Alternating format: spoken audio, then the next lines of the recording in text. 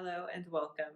My name is Angel. If this is your first video with me, I was born and raised in a cult called the Children of God, and I've been out for about 11 years. And now I tell stories from that time and also about my healing journey, just in the hopes to normalize the resiliency of the human spirit and just remind us that we are so capable of overcoming. So, the story that I have today is about replacing your idols. Because growing up in a cult, obviously they teach you to idolize the leader, and the leader of the cult was a pedophile, a drunk, a criminal, and a misogynist.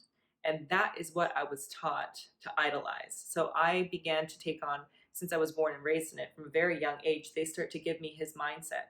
So they start to teach me that children should be like sexual creatures, that women are the trash unless they are serving, um, and that the most highly valued thing in a human being is silence, obedience, subservience. And if I could master the art of silence and subservient, then I would be the most useful tool and God could use me.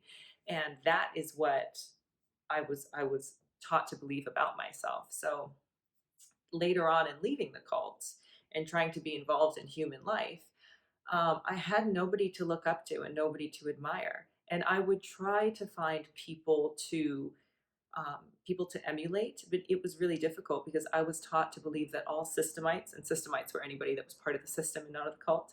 So I was taught that all systemites were bad and they were all liars and they were all trying to sell me something. So even if I got really good information from like Oprah or Brene Brown, if they sold anything, like not even targeted to me, but if they sold anything at all, then I would be like, there it is. There's the evil. They don't actually care about me. And this is all towards that end. And that was so built in that I ended up feeling like completely uncared for. And there was one moment when I was in Austin, and this was probably like 2016, 2017. And Gloria Steinem had a new book called My Life on the Road. And I was walking by a bookstore in Austin, and there was a banner, and it said My Life on the Road by Gloria Steinem. And I walked by, and my brain was like, God, this lesbian again. And I was like, it was such an aggressive thought that it made me pause because I knew it wasn't mine. I knew that that was my conditioning speaking. It was not my thought at all. And it was aggressive enough that I was like, oh my God, like, what do I do? Like, why did I have that thought? So before like anything else could happen, I just like walked myself into the bookstore and I bought the book because I was like, you know what? Let me read it. And the only thing that I know about her is that I should hate her and that she was sent by Satan. Um, to get women out of the kitchen and into the workforce like Satan wants. So I thought, let me read this book. So I ended up reading the book, and of course, it's a wonderful book. It's a beautiful story, and it was exactly what I needed to read at the time. And what that moment made me do, was think about, wow, what else is so conditioned in my brain that is like actively harmful and keeping me from finding people to love and admire and feeling like I can trust other people to also have my best interests at heart and my interests were my own development. So I thought, okay, let me start to actively remember the people that I was taught to hate and the people that I was taught were evil, and let me like find their literature and just kind of see what happens. And of course, what ended up happening is I ended up finding out about philosophy, about science. Cosmos came on Netflix at that time, and I marathoned it.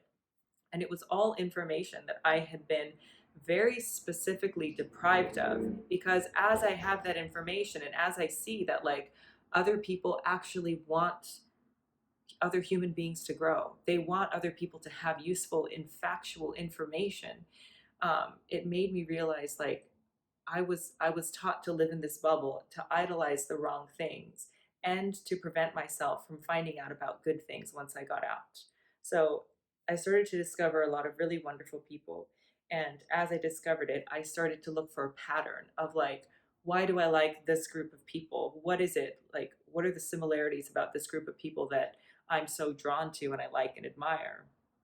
And the pattern that I came up with is that they are all people who have been through hardship, but who have made it through to the other side with the desire to help others, but with useful information.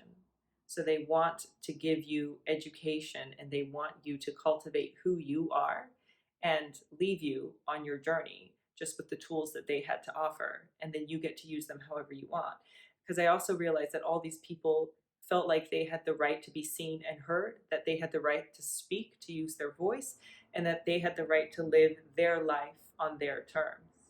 And as I began to discover that, I thought, I want to be that person. I want to be the person that feels the right to be seen and heard, and that has the, like, cultivates the ability to use my voice, and has, I've always had a really big desire to help other people, but I didn't know how because I didn't know how to help myself. All I knew was that, like, subservience is good and wanting to live your own life is bad.